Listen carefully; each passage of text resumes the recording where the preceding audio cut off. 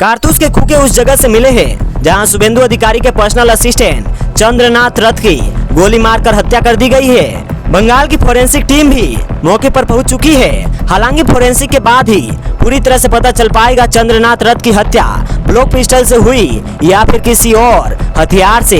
यह पता चल जाएगा हमलावर कौन था, उन्हें भी ढूंढ निकाला जाएगा। लेकिन बंगाल में सत्ता परिवर्तन के साथ साथ होने वाली हिंसक घटनाओं की परंपरा कब तक निभाई जाएगी, यह शायद ही कोई बता पाए। क्या बंगाल की राजनीति फिर उसी पुराने दौर में लौट रही है जहां चुनाव खत्म होते हैं लेकिन हिंसा नहीं। 4 मई को चुनावी नतीजों के साथ बंगाल में छिटपुट हिंसा की खबरें आ रही थी। इसी बीच 6 मई को एक बड़ी आपराधिक घटना अंजाम दे दी गई। शुभेंदु अधिकारी के राइट हैंड कहे जाने वाले चंद्रनाथ रथ की गोलियों से भूनकर उनकी हत्या कर दी गई। 6 मई की रात 10 साढ़े 10 बजे के करीब चंद्रनाथ रथ कार में सवार होकर कहीं जा रहे थे। ड्राइवर कार चला रहा था और चंद्रनाथ रथ बगल वाली सीट पर बैठे थे। आज तक से जुड़े तापस सेन गुप्ता की रिपोर्ट के मुताबिक एक कार और बाइक सवार उनका काफी देर से पीछा कर रहे थे। तभी उत्तर 24 परगना के मध्यम ग्राम इलाके में कार ने चंद्रनाथ की गाड़ी को ओवरटेक किया। उनकी गाड़ी भी स्लो हुई और तभी बाइक सवार बदमाशों ने चंद्रनाथ रथ के शरीर में कई गोलियां उतार दी। उन्हें अस्पताल ले जाया गया जहां डॉक्टरों ने उन्हें डेथ क्लियर कर दिया। इस वारदात के कुछ चश्मदीदों ने आज तक से बातचीत में क्या बताया। एक चश्मदीद ने बताया कि एक शख्स जो रो रहा था और कुछ बोलने की हालत में नहीं था, वो चंद्रनाथ रथ का ड्राइवर था। उसका इलाज कोलकाता के SKM अस्पताल में चल रहा है। इंडिया टुडे की एक रिपोर्ट बताती है कि पुलिस का यह कहना है कि हत्या पूरी तरह से प्री प्लान था, क्योंकि हमलावरों ने हत्या को अंजाम देने से पहले इलाके को रेकी की थी और भागने का रास्ता भी तय कर लिया था। पुलिस क्रिमिनल हिस्ट्री वाले 3 स्थानीय अपराधियों से पूछताछ कर रही है और हत्याकांड में सुपारी किलर्स के होने का भी शक जताया जा रहा है। मुख्य हमलावर अभी भी फरार है। हमने शुरू में आपको बताया था कि चंद्रनाथ रथ की हत्या के आरोपी एक कार और बाइक से उनका पीछा कर रहे थे। BBC की रिपोर्ट के मुताबिक बंगाल के DGP सिद्धनाथ गुप्ता ने बताया है कि इस क्राइम में जिस गाड़ी का इस्तेमाल किया गया था उसे जब्त कर लिया गया है, लेकिन गाड़ी की नंबर प्लेट गलत है। यानी हमलावर फर्जी नंबर प्लेट वाली गाड़ी का इस्तेमाल कर रहे थे। जिसकी नंबर प्लेट का इस्तेमाल हमलावरों ने किया था वो गाड़ी बंगाल के सिलीगुड़ी में रजिस्टर्ड है।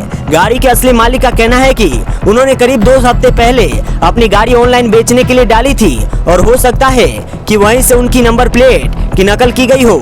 चंद्रनाथ रथ को शुभेंदु अधिकारी का भरोसेमंद सहयोगी माना जाता था और वे कई सालों से उनसे जुड़े हुए थे।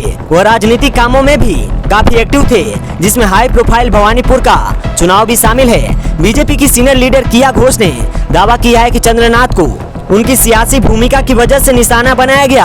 उन्होंने कहा कि चंद्रनाथ रथ ने शुभेंदु अधिकारी के लिए बहुत मेहनत से काम किया।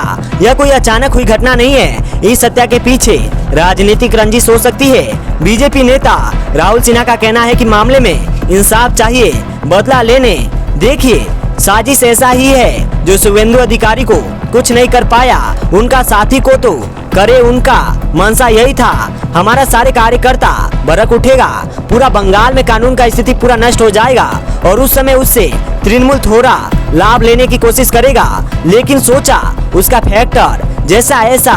लेकिन बीजेपी हम कानून शासन को सम्मान करते हैं। इन पॉलिटिकल बयानबाजों के अलावा आपको एक माँ की पीड़ा भी सुननी चाहिए, जिन्हें इस वक्त आप स्क्रीन पर देख रहे हैं। उनका नाम हंसी रानी रथ है। चंद्रनाथ रथ की माँ है। बेटी के गम में बदहवास है। उनके उसके गुनहगारों के लिए सजा चाहती है, लेकिन फांसी नहीं, उम्र कैद की सजा। फांसी की मांग इसीलिए नहीं कर रही है क्योंकि उनका कहना है कि वह भी एक माँ है, इसीलिए वह किसी के लिए मृत्यु दंड नहीं मांग सकती।